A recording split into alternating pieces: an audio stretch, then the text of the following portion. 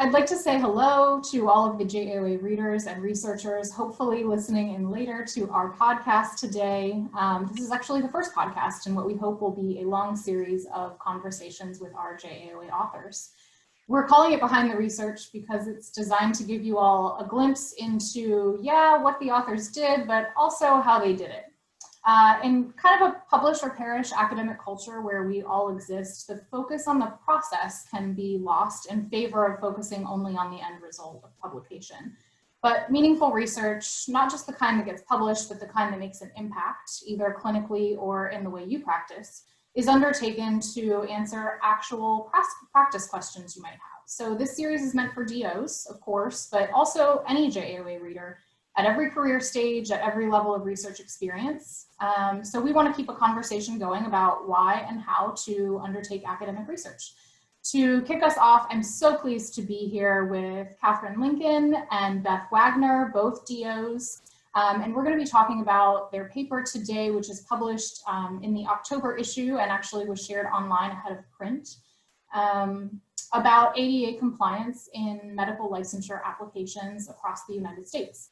So at JAOA, you all might not know, we edit every accepted paper in-house before publication to help authors arrive at the best final product. And I was super fortunate to have edited this one myself and worked closely with them through the process. So as I said, it was published online ahead of print, which we try to do with all JAOA articles now, and it appears in our October issue, which is available right now at jaoa.org. So in their study, Dr. Lincoln and Dr. Wagner evaluated licensing applications for 51 states and territories in the US, including DC, including 16 states with different licensing entities for osteopathic physicians. And they found that 14 of the 51 asked questions that were out of compliance with ADA guidelines and statutes regarding mental health in particular. Of those, 7 asked different questions of their DO applicants than MD counterparts. And of those 7, 6 of the osteopathic questions were out of compliance, while their allopathic counterparts were in compliance or close to it. So these findings are particularly important at this time because, of course, the pandemic, which I'm sure we'll get into in conversation later, but also in a world of single GME and a world where mental health stigma is still powerful and paralyzing, it's important for us to know and converse about where the requirements for doctors are deviating from the norms set specifically to protect them from unwarranted scrutiny, and especially as you are subject to higher rates of depression and suicide than your non-physician peers. So without further ado, and thanks to both of you and to the audience for permitting me that lengthy introduction for our first podcast, this will be our very first Behind the Research podcast at JAOA. So I want to welcome you both, and I want to turn the mic over to you. Let's start with you, Dr. Lincoln. Can you tell me a little bit about yourself and your background, either personal or professional, whatever you prefer? Sure. Melissa, thank you so much for having us. Dr. Wagner and I were really looking forward to kicking off this with you, and we're just overwhelmed with gratitude. And so thank you for having us. My name is Dr. Katherine Lincoln. I grew up in upstate New York. I went to the University of New England College of Osteopathic Medicine in Maine. I graduated in 2005. I followed my DO husband in the Army through his service. I practiced in Texas for 10 years.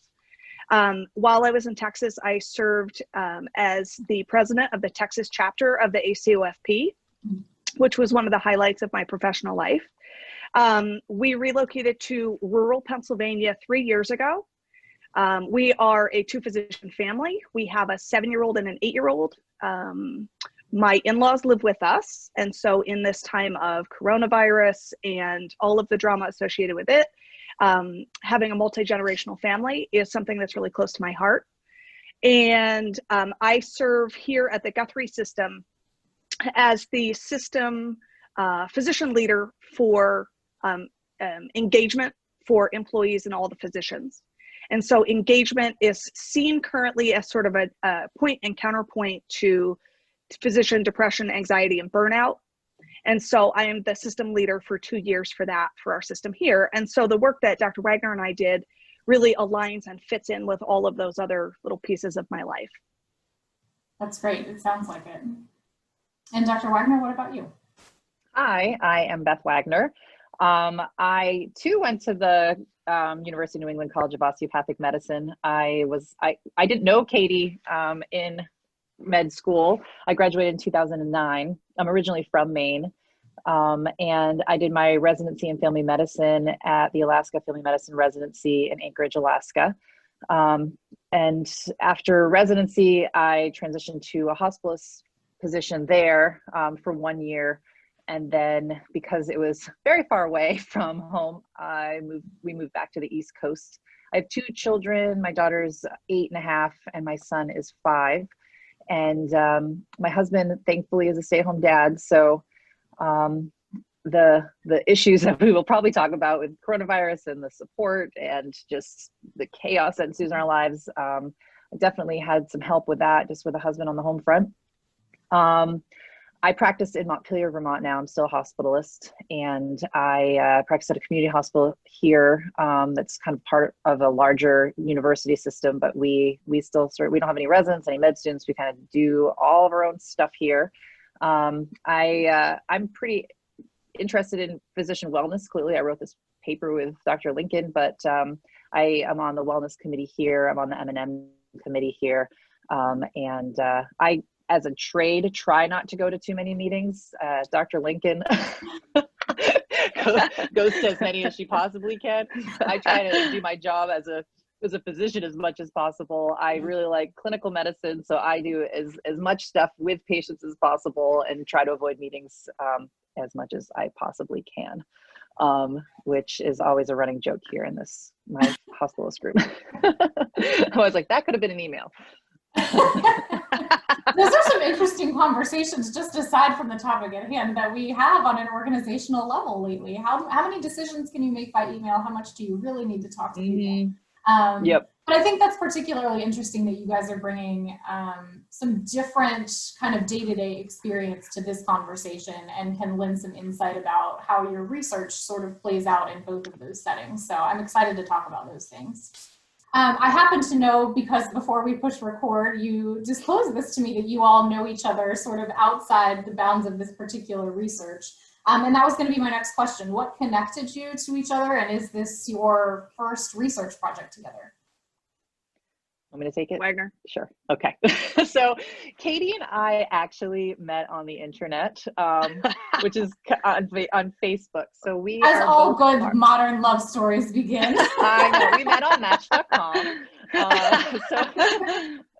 So we were part of a female physician, well, we still are part of a female physician Facebook group called Style MD, and it was a Facebook group that was basically meant to like bring female physicians together.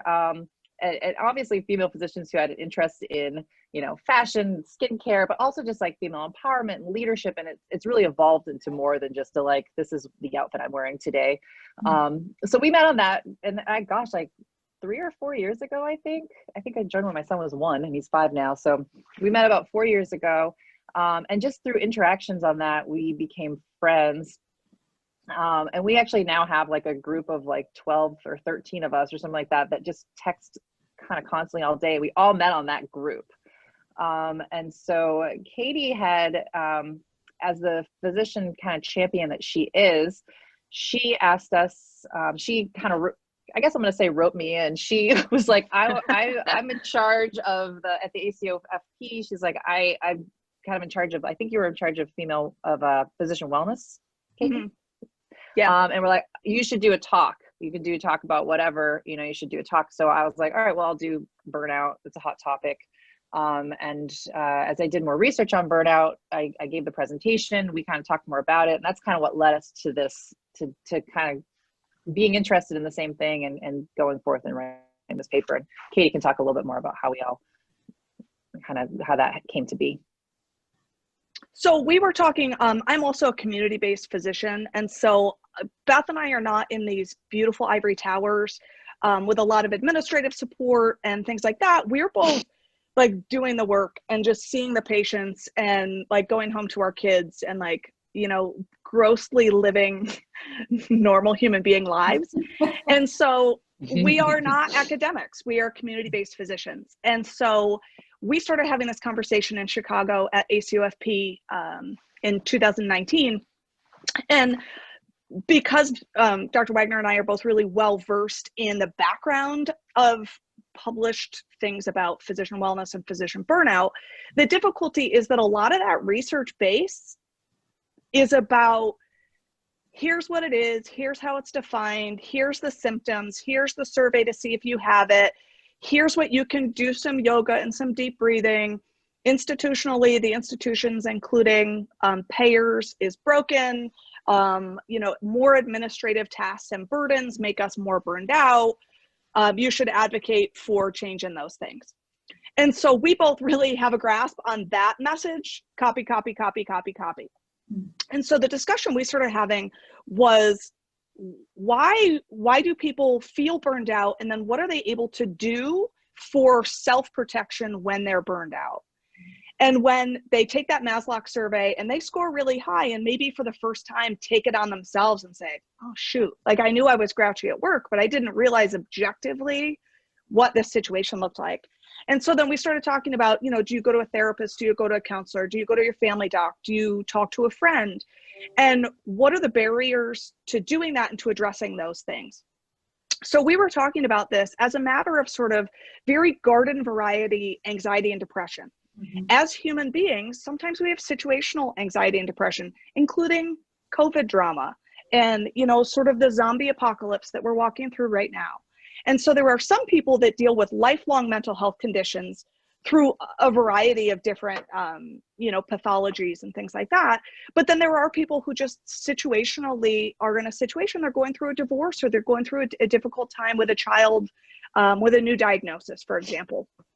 And so what is something that's different than the usual cut, copy, paste, the world is broken, doctors get burned out, you can either stay and live in pain, or you can quit medicine and create a side gig? Mm-hmm. What are other options? And so there's this sort of pathway called starting at curious. Mm-hmm. And so I think Dr. Wagner and I just started at curious to say, like, what are the obstacles? What are the barriers? And so she and I both talked to our colleagues and said, if you were in a situation where you had a new onset of depression and anxiety, would you seek care? Would you not seek care? So there was a study that was done in 2016 of female physicians, 2,100 female physicians, and half of them said they qualify by Maslow burnout for situational or work-related anxiety, wow, depression, would qualify for at least, discussing it with a therapist or discussing it with their family doc, or having there be an outlet other than just that feeling. And of those 2,100 females, 50% of them said they would not seek care. And so part of that resistance to seeking care is that through our medical training, we know that at some point we're going to have to report any history of mental illness. And should that be to a state licensing board? Should that be to a hospital credential committee? Should that be to the DEA with renewal? And there's just this sort of global known ethos that if you seek treatment and carry a diagnosis, a written diagnosis somewhere that could follow you and could pop up anywhere, once that's written down, that with your name and that diagnosis attached to you, that you may have to report that somewhere. So a lot of people don't do it. They just don't report. And so Dr. Wagner and I went on vacation with 12 of her closest female physician friends, and we're sitting on the porch over this beautiful ocean view, drinking coffee, and a few of us are DOs and a few are MDs. And so we got to talking with them about different state licensure and the questions that are asked differently of DOs and MDs. And it became really apparent sitting there on our big porch. A lot of our MD colleagues didn't even realize that separate osteopathic boards exist. They just never even had any idea that we take different sets of boards and that our state licensing is different.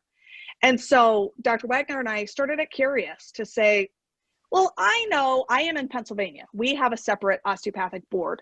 And so when my husband and I both are DOs, when we were getting our licenses here, there are certain restrictions and complications for being a DO through the licensing board. You have to have done an AOA internship. And they were things that 10 years ago when we were graduating from medical school, were not pertinent to us at that time, but applying for those licenses became really pertinent. And so we started just saying, how many states do have separate licensing? And in those states that have different licensing boards, are they asking the same questions or are they not asking the same questions? Mm-hmm. And so it started there. And so Dr. Wagner and I work really different shifts. So I usually work during the day, have a pretty set schedule. Dr. Wagner, as a community-based hospitalist, is a godsend to the healthcare community because she works in the afternoon, she works the overnight, she works during the day, she works in the ICU. And so to work on a research project, we used Marco Polo, which is a free app, and it's dysynchronous communication. So I can hit record on my phone and say, hey, Beth, I read this article today and this was really interesting to me. What do you think about this? Or how does that play out in this circumstance? And then at 2 a.m, when she's finishing her shift, she can answer me back in her time, and then it doesn't bing and wake me up. And so that was really helpful for us in just talking through, because I live in Pennsylvania, she lives in Vermont, and just talking through out loud and really externally processing what we were talking about, what was the importance, what were things we really wanted to highlight in this research. Something that Katie, oh, go ahead, sorry. Please. Something that you had said, Katie, was that our MD colleagues didn't even know that there are dual licensing boards in some states. And I believe 16 states have dual licensing boards. And what's interesting is that a lot of our research kind of stemmed from a paper that was written, it was based out of Mayo in 2017, and it was the original article about ADA compliance. And it's sort of where our paper kind of, the springboard for our paper was that paper, it claimed to have looked at every licensing application in the country, including Washington, D.C., every 50 states plus Washington, D.C., but never mentioned osteopathic licensing at all in that paper. It was only MD licensing. So it was just this black hole in the paper about licensing boards. And at that time, the compliance was really low. And I think it's improved since then based on the results from our paper. But it really, that to me was a really eye-opening sort of misstep, that they didn't even notice that there was osteopathic licensing boards in these states, and that it wasn't ever discussed. And I think, we used a lot of the research that they did on that paper to sort of guide our research. We use similar sort of qualifications that when they were looking through all of their licensing as far as the compliance, we kind of tried to stick with the same qualifications that they were using, and just to keep some consistency. But that to me was just like, geez, there's a lot of people that you missed here. Yeah, a huge. Well, I think too, in this era of single accreditation system, so the AOA has, been in champion of the single accreditation system over the last 5 to 10 years. And so we're sort of pushing forward in an educational setting of, you are a qualified physician who is board certified. And we have all of these, this historical battle between the MDs and the DOs is in some ways being erased, and the stigma of being a DO, Beth and I are both very proud DOs, but the stigma of being a DO is being erased. And so it was really surprising to us to look at the differences in the DO and MD state boards, because as we look at single accreditation system, we're saying these two physicians are both very well qualified to provide patient care, yet here is this very glaring discrimination of MDs and right. of DOs. Right, for it still not be reflected in the licensure process is one of the things I found most interesting about this paper. I'm enjoying this part of the conversation, and I'm sure our listeners will be too, hearing about how organically that research came about for you. And I think really that difference that we alluded to at the beginning part of the conversation, where you can be engaged in all sorts of self-care, all sorts of measures to increase your level of personal resiliency. But if there still exists this structure, this framework that you're going to have to answer for at some point when you go for licensure, and that is, as you said, Dr. Wing, part of the ethos, that that from the beginning of training, there is that persistent barrier then. So I really enjoyed how you all looked at it from a different angle, and I think our readers will too. Can you tell our readers and listeners a little bit about what ADA compliance means in this context? So what are they permitted to ask? What are they not permitted to ask?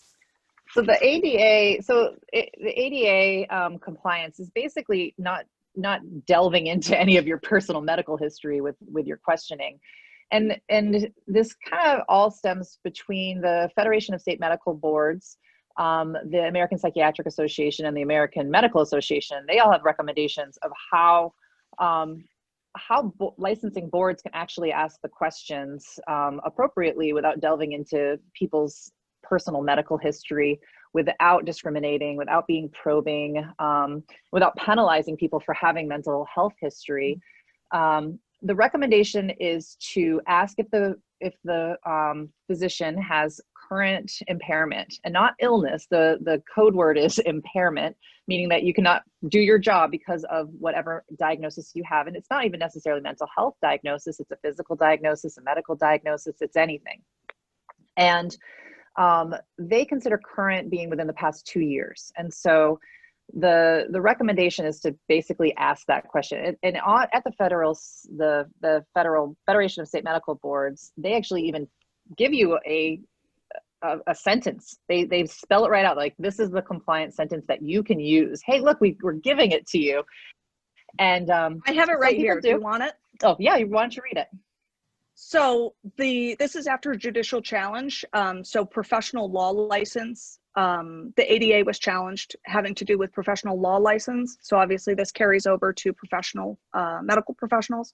The question specifically that has been challenged in court and is acceptable is, do you currently have any condition or impairment, including but not limited to substance abuse, mental, emotional, or nervous disorder or condition, that in any way affects your ability to practice medicine in a competent, ethical, and professional manner? That's it. That is, according to the judicial challenge, that is the question, the way it should be phrased. Places that we get into trouble, in some of the states, there's things like hypothetical questions. Could you ever? Do you think you might? I was like, I have no idea. I can only know what is actually true, how I actually feel, and how I am actually impaired. I can't say, do you have a medical condition? Yeah, that could impair you. Okay. Go ahead, Kate, sorry. No, that's so. I'm going to follow up with a quote from you all and some of your results. So one of the things that struck me most was your finding that in 6 of the 7 states with different osteopathic licensing processes or applications, the osteopathic board was not fully compliant, either intermediately compliant or non-compliant with those ADA requirements that you just outlined, while the allopathic application was, at a minimum, intermediately compliant. So it sounds like, from what you all told me kind of during the introduction period, that might not have particularly surprised you, but I'd like you to be able to tell the listeners, did it surprise you to find it was that high a rate, 85.7%? I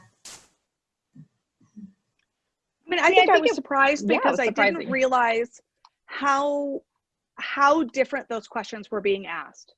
I didn't realize how much discrimination could be perceived against DOs. I've practiced in Texas for 10 years and now in Pennsylvania, which are very both pro-DO, just welcoming to the communities. And so it was very surprising to me to have that many state applications that would be displaying that sort of difference between MDs and DOs. And I had gone through all the state licensing. How Katie and I kind of divided the work was because I work nights and have time at 3 in the morning between admissions to do kind of busy work on the computer. My job was to look at all the state licensing and to kind of read those statements and delineate if they were intermediate, failing, or passing, basically the ADA requirement. And I kept, as I was putting it in my little Excel spreadsheet, being like, oh man, like, come on, I wanted more for you. It was a bummer. And gosh, there was some pretty egregious questioning that was really, really intrusive to people's medical privacy, and asking for documentation from pharmacies and lists of medications, what you use them for, who prescribes them to you. it was shocking. And some of them were, you know, all they really need to do is change like 3 or 4 words. Like it really is like small little things that they just have to go and like just edit, put a couple words in, and it will be fine. But there are some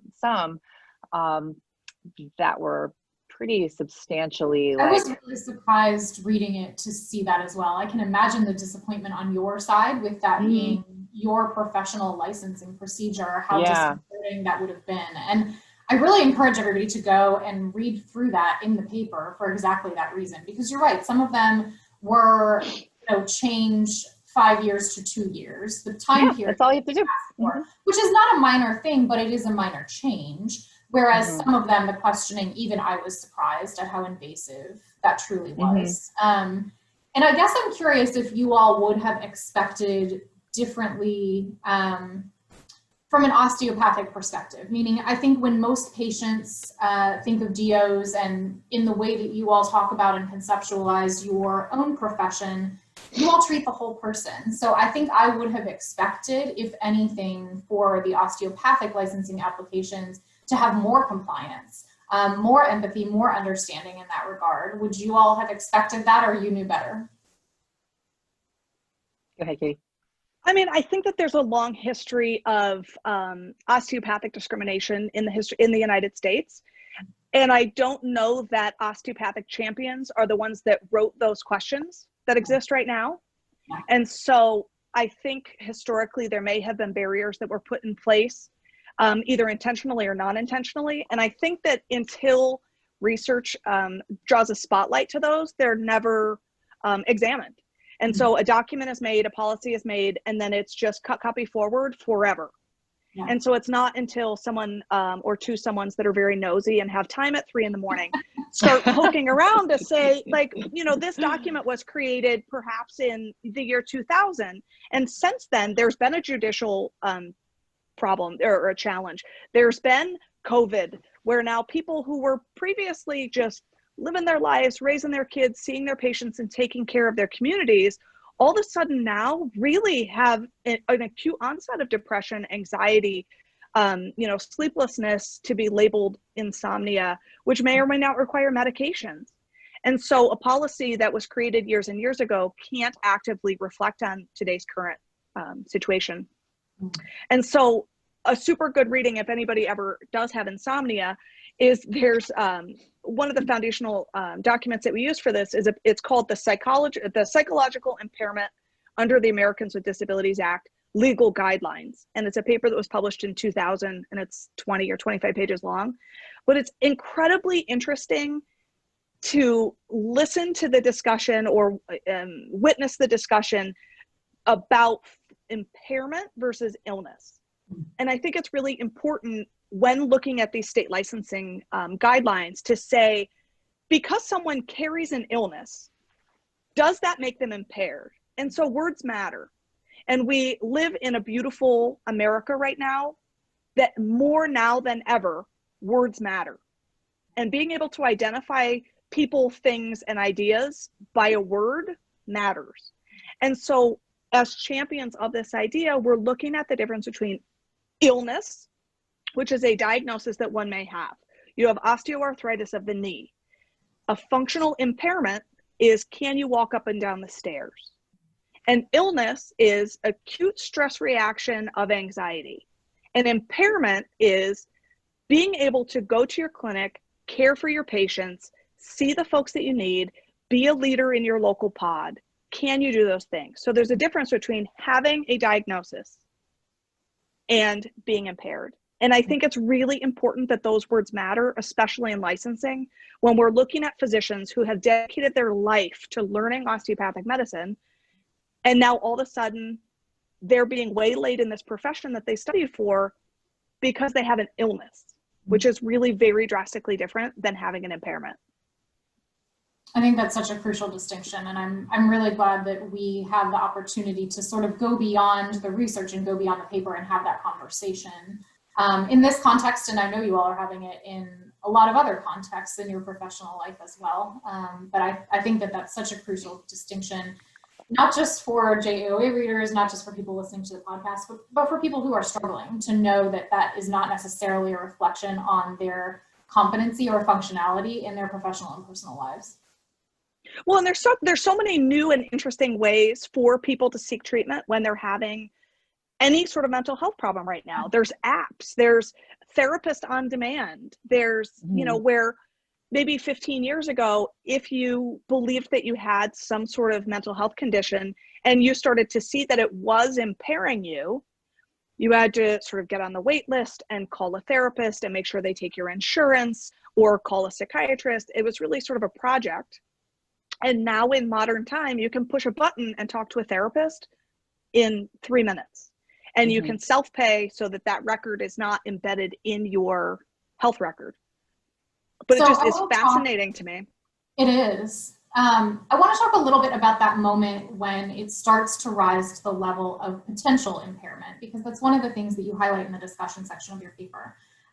This idea that, as you say, when illness is left untreated, it can lead to impairment. So this structure that prevents people from seeking what we might think of as just sort of minor avenues to mental health self-care, it might discourage that level of treatment.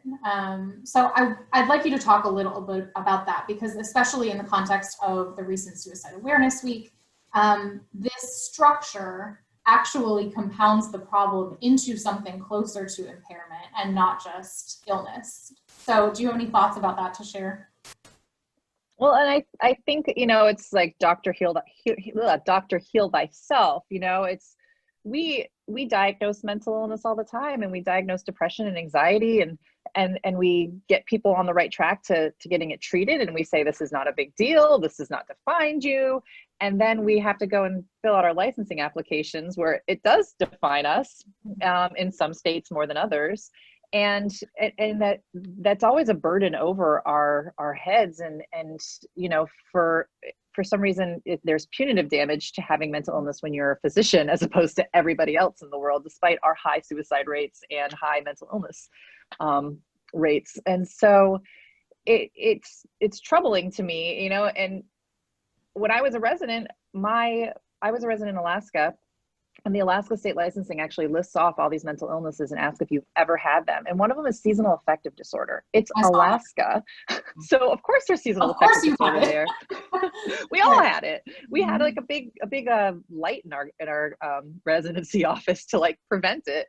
But you know, those questions stuck with me, because I remember being a resident and feeling depressed, and my other co-residents also felt depressed, and we had conversations, and we said, well, I'll treat you. Will you treat me? Will you call me in a prescription for Wellbutrin? And we all treated each other, and we were like, let's not make a note. We don't want any notes, because we don't want to have to put this on our Alaska state license that we have to fill out. And I was a baby doctor. You know, I did not have a lot of experience filling out state license, or that I'd done it one time, and that was that one time, and that stuck with me. And so just having this mark, it's really unfair, and it's very prohibitive. It's not the right way to treat your mental illness, by having your friend call you in a prescription. Right. It's not the way to go about things. And then, you know, like I said, and then some doctors aren't doing that. Some doctors are just saying, well, I'll just deal with it myself. I'll manage it myself. And then it just steamrolls into an impairment. And so I think we really wanted that to be evident in our paper. We just wanted that. I think that's the most important take home from this, is that, you know, small, like Katie said, small words, that's all it takes for somebody to maybe not get treatment, and the damage might be irreversible. So, you know, mentioning sort of baby doctor residency and knowing this already at that time, that was one of my questions for you all. How does this play out in the real world during your training? How far back does that level of knowledge go, that at some point you will be called on to report this, maybe in a way that is inappropriate to what should be asked of you? So how far back do you think that influence goes in training for DOs? I mean, it probably depends on where their license is. If they live in a state where they just, you know, they have a really good verbiage on their license, and they don't have to worry about, you know, the probing into their history, then they probably don't really think it's a problem. If they practice in a state like Alaska, then it might be something that's evident really soon. And I don't know, Katie, as far as where you did your residency, and if you remember back when you were a resident, the questions on your application. Well, and so I think that people don't know that it's state to state variance. The sort of common message that I got from my peers was, anytime you ever fill out a paper, you will have to report it. And so I don't think at that time that I even realized that it's a state to state difference or a state to state choice to include or not include that. And so I think that there are people, and so Pennsylvania is a state with no question. There is no mental health screening question on Pennsylvania. Many physicians that I have encountered since we moved here 3 years ago, when I say to them, are you under treatment for feeling like that? Or like, if you feel comfortable, you want to talk about that, they'll say, oh no, because then I would have to report it. And they don't even know that this is a state that you don't have to report it. And so I would really press people that if you're in a situation that you have considered this, that, maybe I should see a therapist, or maybe a little Lexapro would point me in the right direction for my, home situation. Go and look at the state licensing board for you now. Don't let your push to have treatment or not have treatment, or see a therapist or not, be based on sort of hearsay from 10 years ago when you were in training. Go and look at that. There's someone here in our community. I'm in a border state with New York, and out in the community, a pharmacist told me, oh, I can't have treatment for my mental health problem because I'll have to report it on my license. And I'm like, I don't need to be a nerd, but I actually just published an article in the JAOA. So I have looked You're at like, all here's these my licenses. paper. Here's my paper. I'd like to cite myself in this particular instance. But I'm like, I know that this is super nerdy and outside the context of the exact thing that we're talking about, but please go and check the license of the state that you're talking about, because this was a non-physician, but I'm like, go check. But sort of there's that space of like, if I do anything, then I will have to report it, without actually checking the facts. So let's talk a little bit about that hearsay from 10 years ago comment. If you're a med student and you really haven't confronted the physical application yet, where is that hearsay coming from? Is it coming from colleagues? Is it coming from leadership? Is it just sort of generally known that that's something? I'm not sure. I remember when I was an undergrad, and I had wanted to be a doctor since I was tiny. I knew that that was what I wanted to do. I was plus or minus getting married. I was pretty sure I wanted to have kids, but I was 100% sure I wanted to be a doctor. And so that was always in my heart. And so when I was an undergrad, I remember being in a car with someone who had an open container. And I remember having that feeling of, if we get stopped and there's an open container, I may not get a DEA license. Yeah. And so I'm not sure where that influence comes from, but I remember being an undergrad and being hyper aware of the later professional complications of having a run-in with the law, or, someone having a drug in the car that wasn't mine.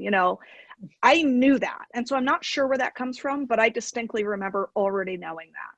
I think it's interesting that the conversation about what mental health reporting you might have to do on a licensing application is sort of in the same category as misdemeanors or felonies that might reflect on you, because I do think that part is general knowledge. And I think this sort of puts in context where your research can really change the profession, because if that is looming persistently, and you knew as far back as being an undergrad that was something that might affect your ability not to do your job well, but to be permitted to do your job, certainly that's something that is worth changing, worth addressing. And to that end, I guess my question is, what do you all see as a path forward, legislatively speaking? It would be nice if there was just a standardized application. And what's very interesting is that the Federation of State Medical Boards it's almost like a little bit of a clearinghouse. So not every state uses it, but many states do. And so you go to that website, and that's where you start your application for all of these licenses. And you fill in where you did medical school, where you did residency, your address, all the sort of generic meat and potatoes of licensure. But then there's all these supplemental applications. So once you submit that, then the state of Vermont or the state of Pennsylvania, whatever state, then you log on to their site and then you get their supplemental application, which has all of those other questions. Have you had a misdemeanor? Some questions ask, are you not paying child support? You know, there's all these questions. That's where those all live, and that's where those are all different. So to me, it makes sense that through the Federation of State Medical Boards, there would be one application, just a generic nationwide application for anybody who wants to get a medical license. And it just asks the questions that are appropriate to be asked. And then you don't have to futz with all these, like, people having to go and change their applications and make sure they're compliant. It just be all in one place. It baffles me that that's not the case. And that was something that was also very interesting to me when I was doing all this research, was like, oh my God, because I was like, oh great, I'm gonna get all this information in one place. And then I was like, oh no, I still have to go to all these different states. I was like pretending to be a doctor applying for applications and filling in all these paperwork for all these states so I could see their supplemental applications. You didn't realize so I have pending applications in like 13 states right now, I think. With just fake names. So that to me is weird. But I think I'm hoping from this paper that people, you know, osteopaths that live in Oklahoma are going to read this and be like, oh, ooh, or listen to this podcast and say, oh gosh, I should call, you know, my licensing board and let them know that they are out of compliance, or their state medical society. I know our state medical society was a big champion for getting the licensing language in the state of Vermont changed. And it's the same between we have dual licensing boards, but the language is the same on either. And I think it's also, I hope that this would also compel people to look into their credentialing language at their hospitals and see if that's compliant, and that if that's probing and discriminatory, because that's even local. It's like, you know, these are people who you work with that work in your hospital that are looking at this stuff and kind of probing into your history that shouldn't be. So, you know, I think this could certainly fan out to not just licensing, but also credentialing within hospitals. In terms of research, what's the next step for you all? I can't imagine you're going to go into the credentialing process for every hospital across the United States. Yes, every night when I work nights, I'm going to be it will go on applying for jobs at hospitals. And so Dr. Wagner and I talked about next steps. And so for us, it's really important. We're just, not to say just, but we are just community-based physicians doing our jobs and going to work and taking care of kids. And we really started at Curious because we wanted to see if there was something here. And we really found that there was. But we didn't go into this research to make another paper and then to make another paper of that. Like we really delved into this because it was interesting. And in the last few years, I really have experienced as a physician that if you don't write it down somewhere and have it published somewhere, it was just something that you were thinking about. And so once you go through the complexities of writing something down, you know, doing the research, looking at your reference pages and doing those things and writing it down, pushing it out, it sort of gives you leverage to say, no, this is real. This isn't just a discussion that Dr. Wagner and I had and we said, it's not fair. And then that was the end point. This is something that is important, but we didn't write this paper to write a paper. We wrote this paper to really point out these differences between state licensure and to really advocate for our osteopathic physician fellows to be as healthy as they can be. And if that means seeing a therapist, I want them to do that. And if that means advocating on a state legislative level to have the word impairment changed to illness, or to have the probing questions for 5 years back modified to 2 years back, whatever that call to action is, we really wanted to have a starting point for that. But that was the purpose of the research, is to say, no, there is a difference. There is a difference. Please be aware, dear osteopathic physicians, there is a difference in state licensing in how mental health is assessed. We have talked a little bit, so there's a PHP in, I think, 46 states or 42 states. There's this PHP, which is the physician health program. Physician health programs. And so in the 46 states, each of the 46 states that has one looks different. There's no universal who's in charge. Sometimes it's deferred out to a third-party vendor. Sometimes they have the authority to turn a physician into a public health officer for license to be revoked. In some states, it's a secret society that nobody knows about. And so Dr. Wagner and I were able to sort of, at the conclusion of writing our paper, to talk to some of the PHP advocates and say, tell me about why this is good, tell me about why it's bad. But they're over 46 states, there's no continuity, there's no form, there's no structure. And so I don't know if that's worth something that's worth pushing out to the leadership or making a recommendation of what that should look for. But really, the purpose of doing this was just to really advocate for our brothers and sisters in osteopathic medicine. Dr. Wagner and I are both healthy people. And as healthy people, we want to be able to advocate for those who aren't. And people that don't want to put a spotlight on themselves to say, I have a condition, an illness named schizophrenia that I take medicine for. I don't want them to shine a spotlight on themselves if they're not willing to be a public figure for that. And so Dr. Wagner and I are both willing to be public figures and say, we are healthy and well. If there comes a time where I am not healthy and well, I want to know that my state licensing application is not going to remove my source of income because I chose to get treatment for an illness that I was having. And I think that, you know, we both have such a fond interest in physician wellness, and we've done a lot of research, and we've gone to conferences, we've given talks, we've written papers, and so for us, you know, you just see how much the stigma of mental illness is abounds. And, you know, for the problem is that it starts as burnout. You know, the burnout kind of progresses, it turns to depression and anxiety. And then left untreated, you know, that leads to suicidality or loss of your job or impairment. And so it's just such a vicious cycle. And for us, it's just so important that, that we highlight one of the causes of the stigma of treatment of mental illness and a pretty simple solution. And it's just, you know, it's just like we always talk about, depression and physician wellness and burnout is death by 1,000 paper cuts. Well, if we could get rid of one of those paper cuts, that would be great.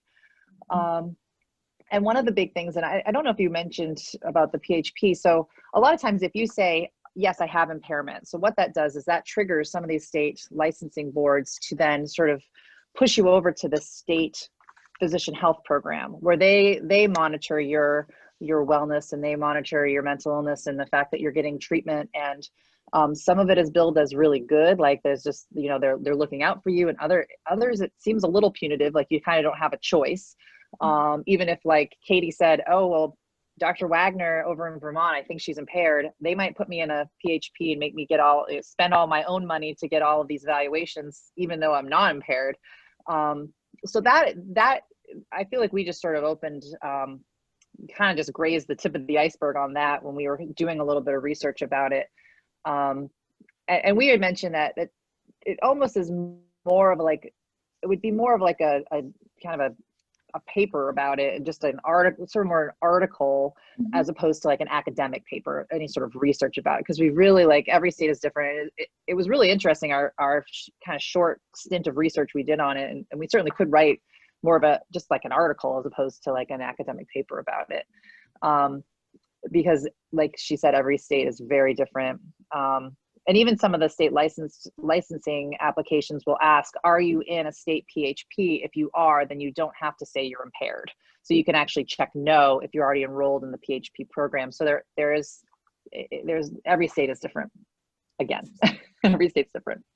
I'm personally really glad we're having this conversation, because I think, you know, to bring it back to what we talked about at the beginning, I think so often what's put in print is seen as the end of, whether it's an academic research cycle, an advocacy cycle, a call to action, when really what you all said is accurate. It's just the beginning. It is the springboard. Yes, you need to get it in print for a certain sense of legitimacy, documentation, but certainly, especially with this topic, it is not the end of the process in rectifying the problems that you all found, the discrepancies. To end, though, I would like to talk just a little bit about what your publication process felt like to you. So what did you find was the most difficult part of peer review? You know, you go into this research and it's extremely crucial and relevant to your own kind of daily lives. But when you go to get something peer reviewed or published, I often get feedback from authors that can feel a little bit painful. So, you know, we welcome the full disclosure, but I'm interested for you to talk to your colleagues about what that was like. So Dr. Wagner and I were talking about this yesterday, and I'll let her speak to her own barriers. But so for me, I just finished a master's program. So I have a master's degree in healthcare administration. So for the last 2 years, I have had to whip out a 5-page paper on a Friday afternoon before the kids get home from school. Like it was nothing. And so, well, yeah, just, you know, I need to understand all of the financial implications of the CDC. Okay, I'm just going to bang it out, write it, and do a report. And so for me, the writing of it was not as hard because I've sort of been in that, like, turn it out, get the ideas down, write the resources, make the references, and get on with it. I think the most difficult, specific brain space to do that.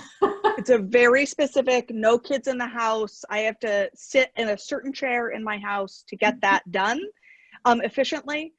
But for me, when we were going through the editing process, you at the JAOA were using a certain editing word processor. So in my daily life, I go see patients, I bang on my EMR, I interface with radiology.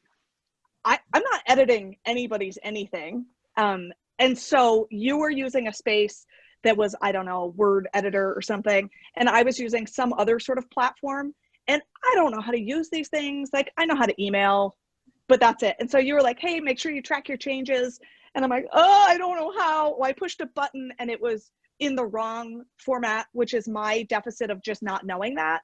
And so we had to, you know, submit and then maybe resubmit over 3 or 4 days to make sure that you, the editor, and I run exactly the same page of how to be able to track those changes. And I think that was more difficult for me than the writing of the entire document, because it was something I didn't know how to do. It was something I had to grow and to figure out, and I had to Google how to track changes. And it's something that for other writers or other potential research writers may be very simple for them and something that they know, but it was just an opportunity for growth for me. I hate to sort of publicly disclose this, but I'm so glad on a personal level to have gotten that feedback, because I don't necessarily realize that you all don't work in Microsoft Word the way we do. So that will that will certainly make me more sensitive to that in the future, and provide some more detailed instruction about how to accomplish that. I think my challenge is that I've never written an academic paper for the purpose of it being published in a journal. And so when we sort of divided our work, Katie kind of did, she sort of did all the busy work as far as the like submitting, because she's submitted papers before. She sort of like outlined everything and kind of did like a rough kind of outline of the paper, putting everything into words. And then I was the one that sat and kind of reviewed all got all the licensing and reviewed all that. I had to make the tables, which Katie's like, oh, my worst part was like doing all these edits. I was like, mine was making an Excel table look pretty. Like, that's all. And like actually making it like, so you could look at it and get information from it. And so I think that took me let's just say a long time to like make it so it got all the information across what needed to be highlighted there.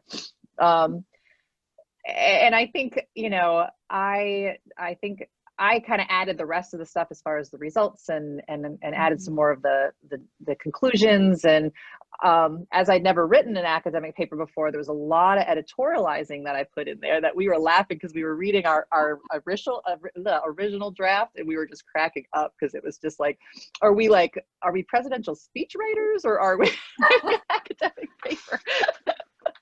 It was very a lot of flourishes. So, you know, I think you were like, yes, get all that out of there.